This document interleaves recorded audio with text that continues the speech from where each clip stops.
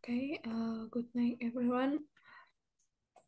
For this time, I want to share, sharing about my review paper with the title "Corrosion and Mechanical Behavior of Noble Alumina Formed Steel in Molten Lead." This is a journal from, this is a paper from Journal of Nuclear Material.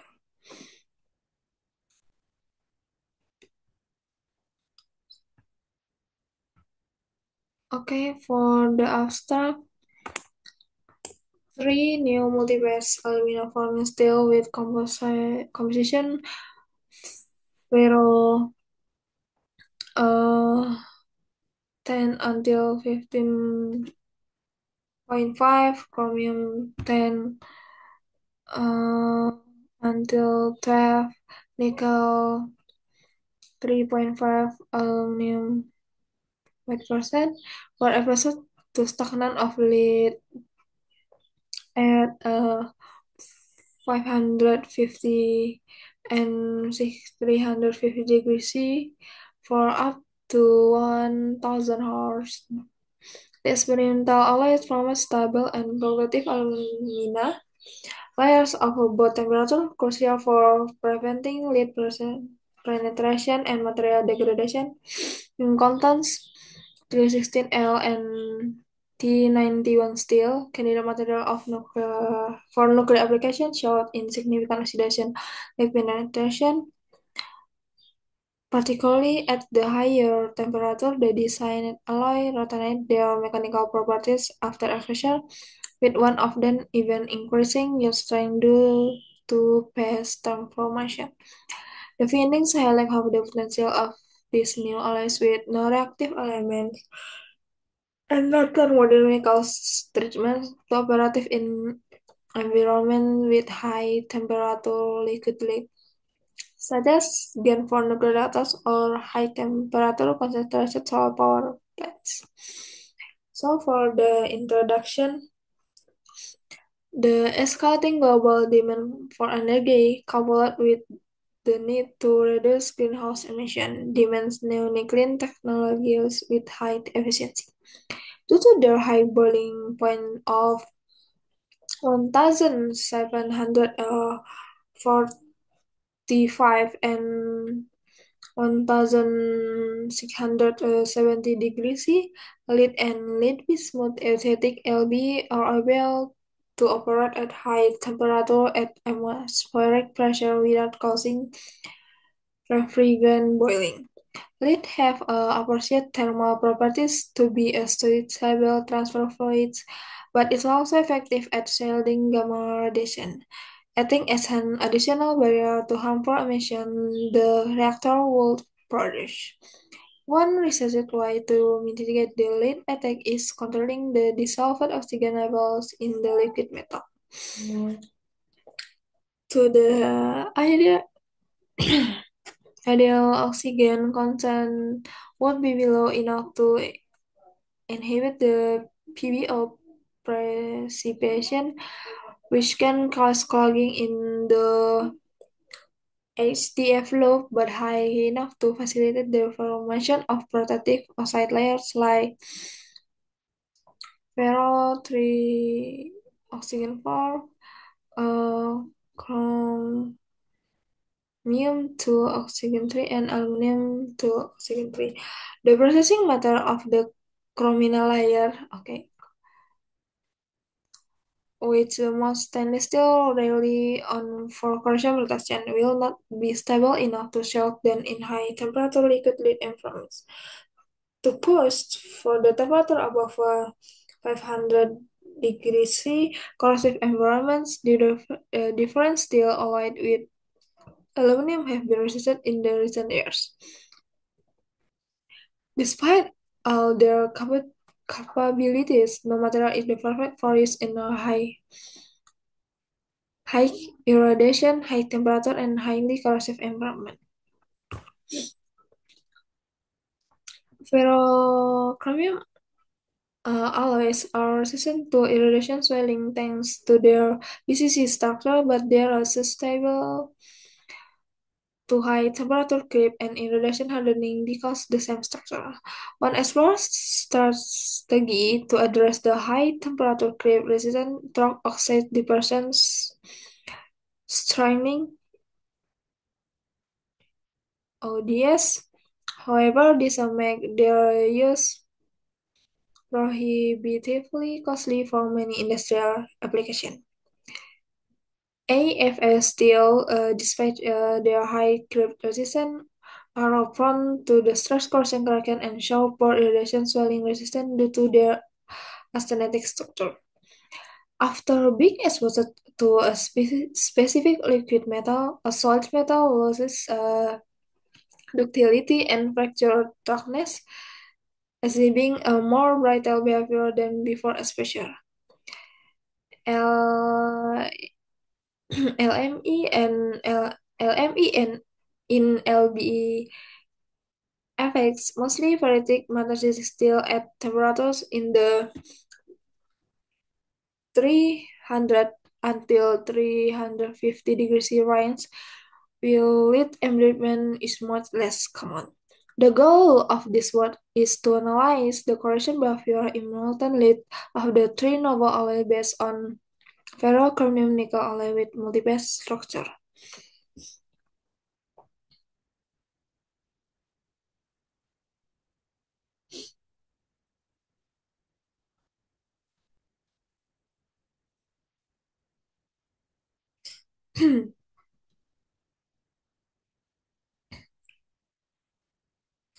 Okay. Next is next about material and methods.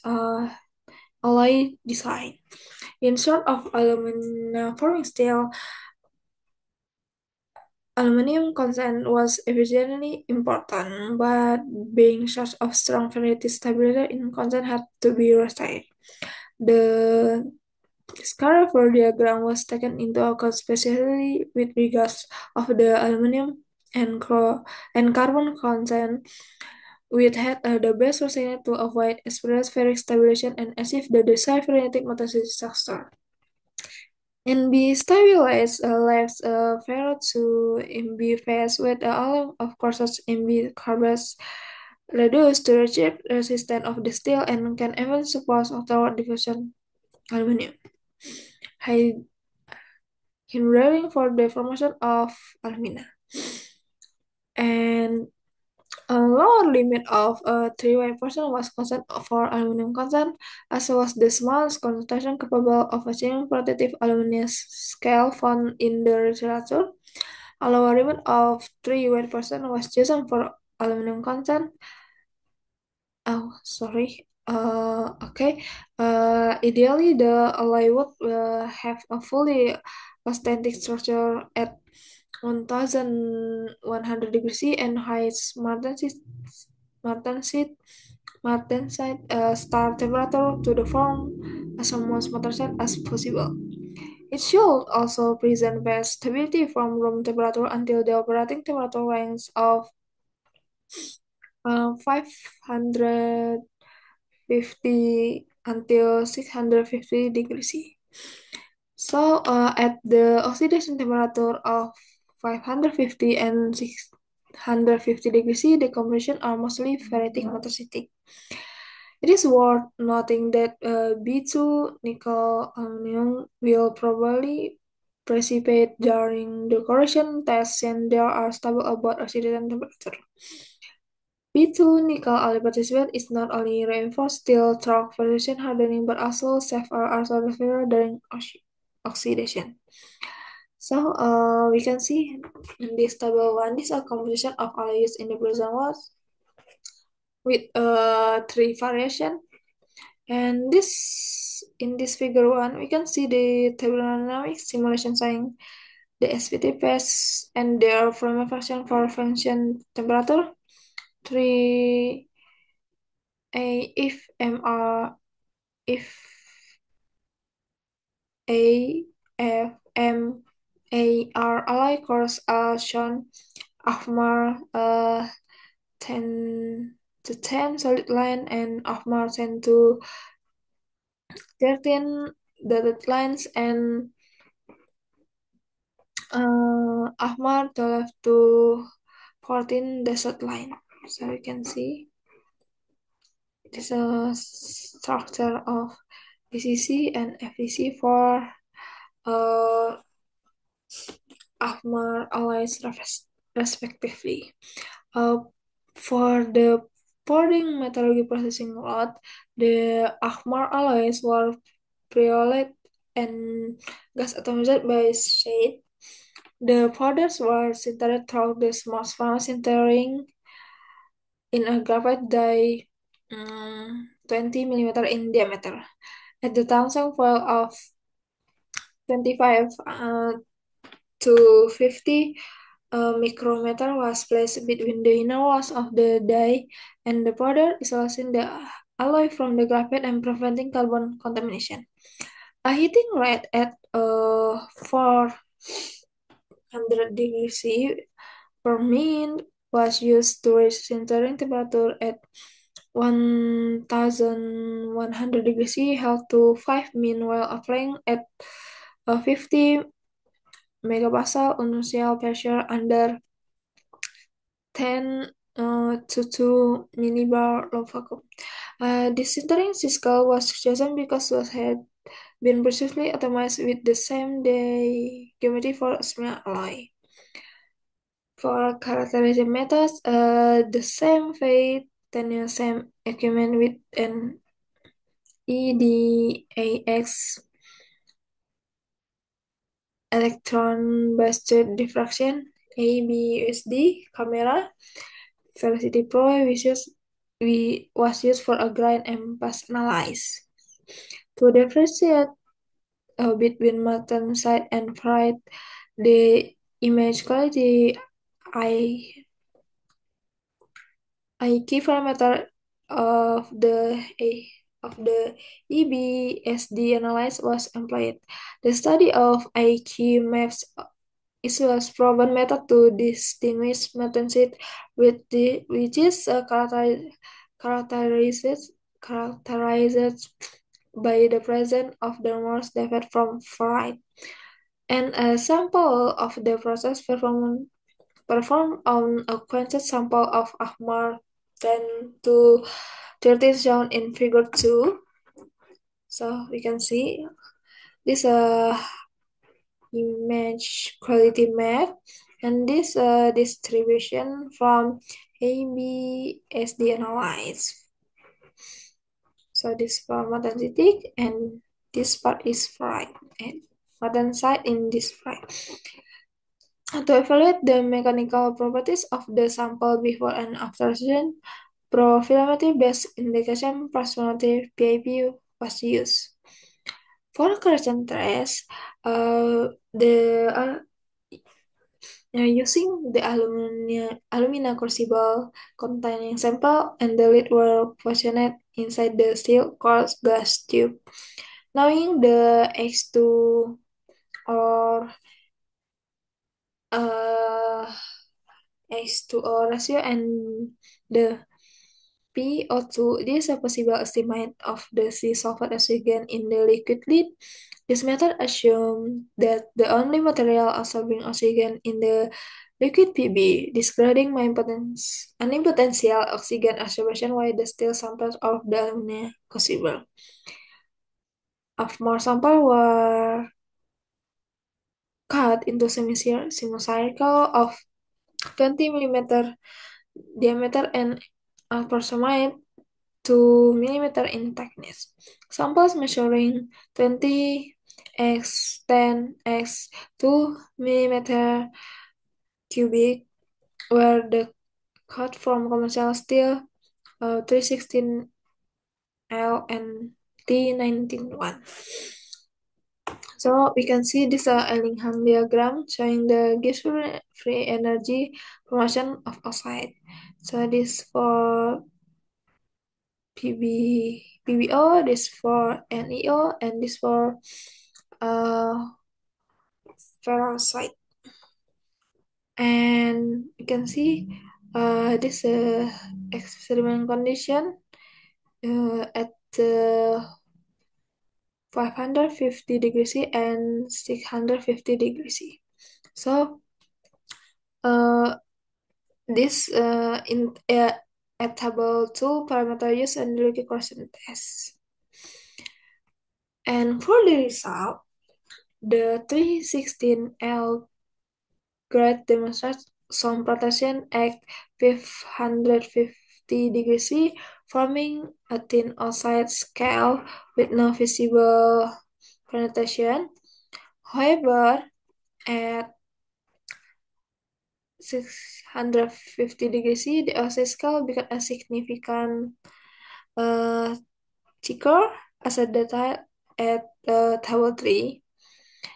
The higher temperature result in PB penetration at the outer layer of the oxide. No nickel dissolution was observed under the oxide by ADS testing at the any temperature test.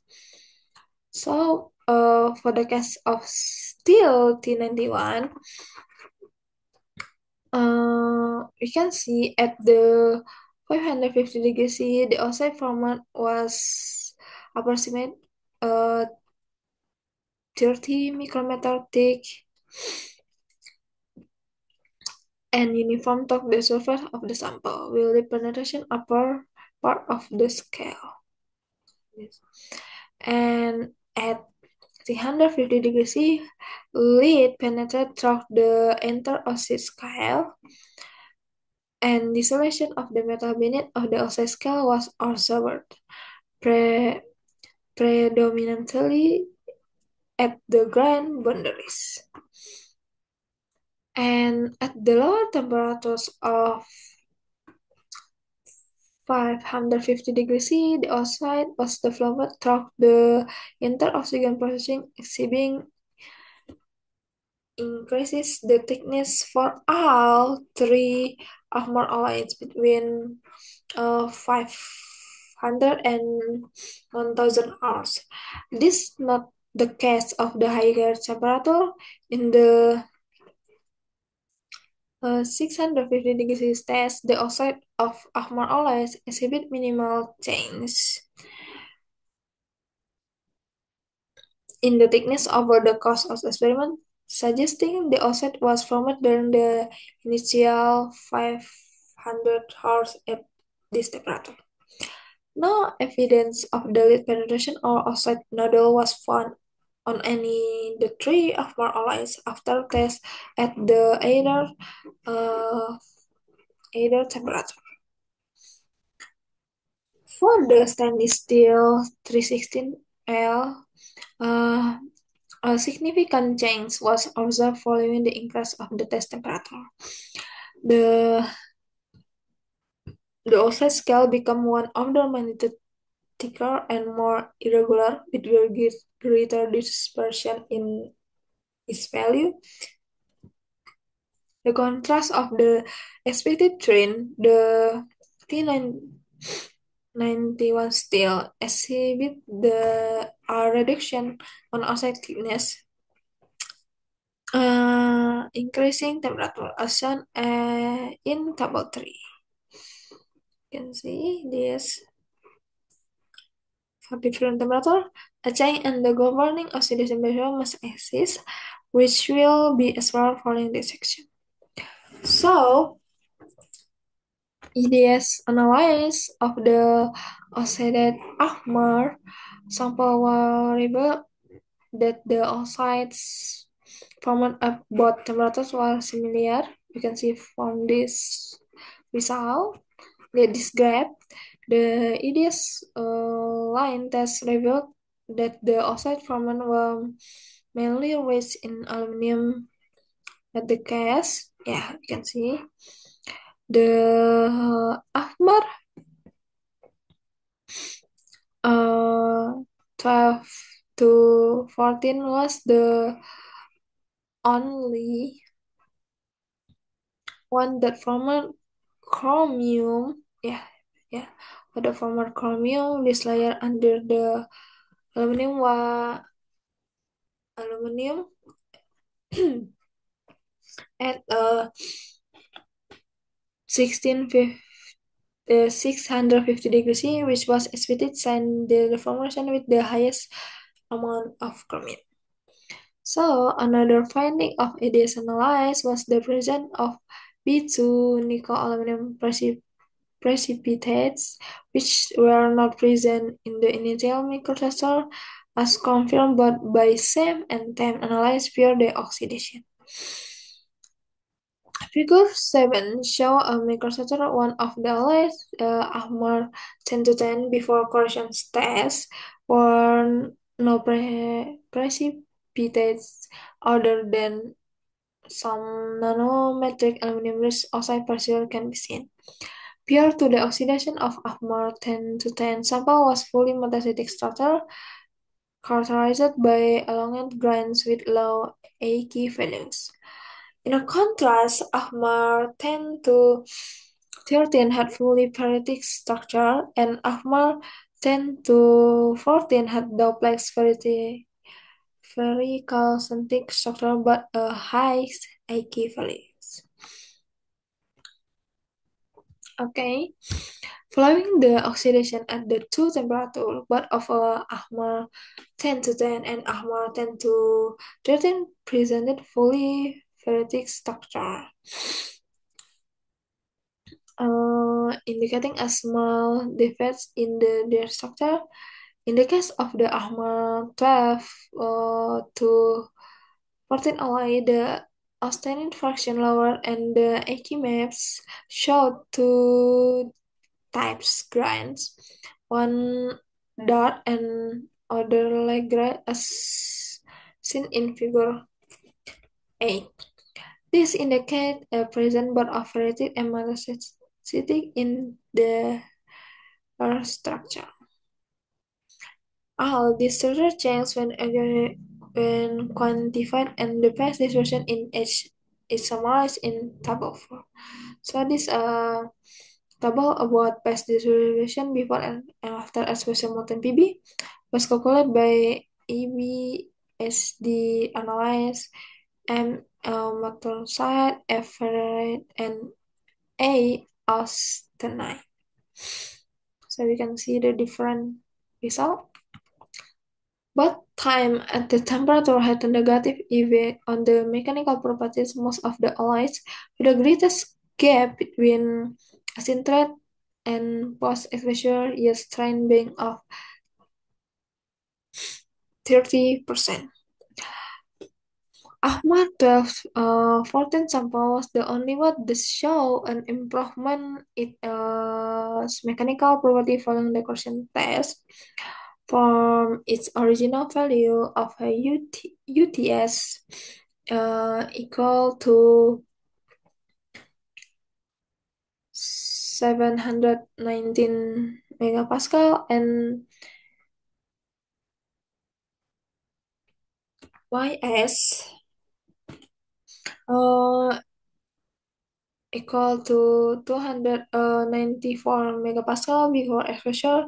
They increased to UTS equal to 1184 megapascal and YS equal to 839 megapascal after being subjected to 550 degrees C for 500 hours and to UTS equal to 1345 and YS equal to 985 megapascal after 1000 hours.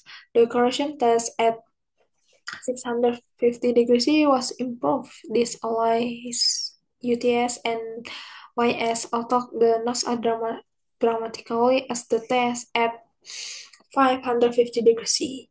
The Ahmar alloys are formed commercial alloys even after special molten PB. So we can see the difference result.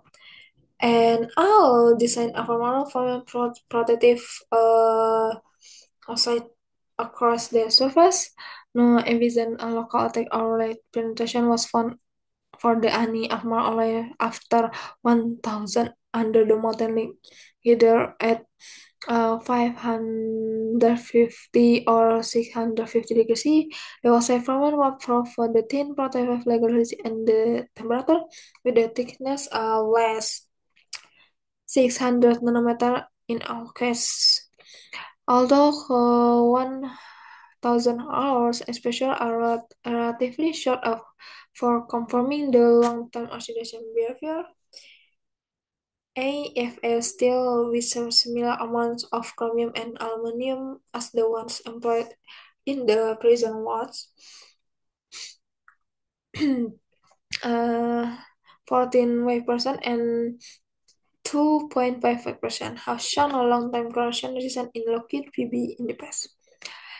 And in contrast, commercial steel like T91 and 316L exhibits poor corrosion resistance at the two test temperature at the present result. Still, T91 being candidate for the lithium and the 316 L, a high chromium stainless steel were both improves a challenge to lead dissolution. EDS line scale demonstrate the oxide to be aluminum rich in all Ahmar alloys, with Ahmar TF 214 presenting thin chromium rich oxide beneath the aluminum rich one. The appearance of the chromium peak directly beneath the all peak series chromium layer generated during the initial oxidation phase got concealed beneath a thin aluminum-rich layer during the subsequent growth in the oxide scale.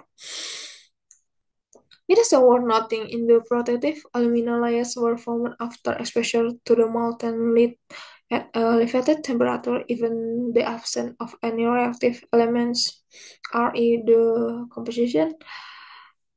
In the decomposition, the T91 still form thick oxide layer and shows some degree of lead penetration and both temperature tests. At 550 degrees C, the oxide scale was divided into two layers which were easily distinguishable in the CBS image. At 650 degrees C, however, the solution was different. The oxide layer was not separated into the section, but only one oxide raised in ferro and chromium. At this temperature, deposition was observed beneath the oxide layer, and some dissolution of the metal also found. On the other hand, the 316L sample exhibits a somewhat protective chromium-rich oxide in the surface, probably a chromium scale that from below 550 degrees C compared to 600 degrees C. The chromium scale is a highly protective air oxidation test. These are not stable under molten PB, and this protective power significantly decreases with the increase in the temperature.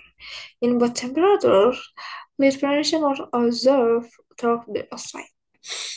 So, B2 nickel aluminum precipitates were observed of the sample at both temperature as early 500 hours under exposure, which is consistent with the thermodynamic calculation problem. Upon closer examination of the same photos, it becomes evident that the precipitates are not uniformly distributed throughout the intersample. After the exposure at 650 degrees C, precipitate free area of 1 to 3 micrometer deep can be observed beneath of the oxide scale, where the concentration of P2 nickel aluminum significantly reduced. This is a corner with the notion what the oxide aluminum reservoir facilitating the formation an alumina layer at the surface sample most their corrosive environment test. The alloy of Mark 10 to 12 retain fully ferritic structure following 1000 hours of exposure to molten Pb at 550 and 650 degrees C, while B2 nickel aluminum precipitates were observed after both oxidation tests. The results may be been to course to significantly aid in the precipitation hardening and mechanical properties of the alloys. Following the correction test of Ahmar 10-10 alloy underwent a major change in a microstructure from fully martensitic to a fully ferritic one. After prolonged exposure to evaluate temperature, the martensite undergoes a temperature process leading the transformation into ferrite. The alloy with the highest concentration of nickel and chromium, Ahmar 12 to 14, exhibited the most significant change is a microprocessor and mechanical properties among the developed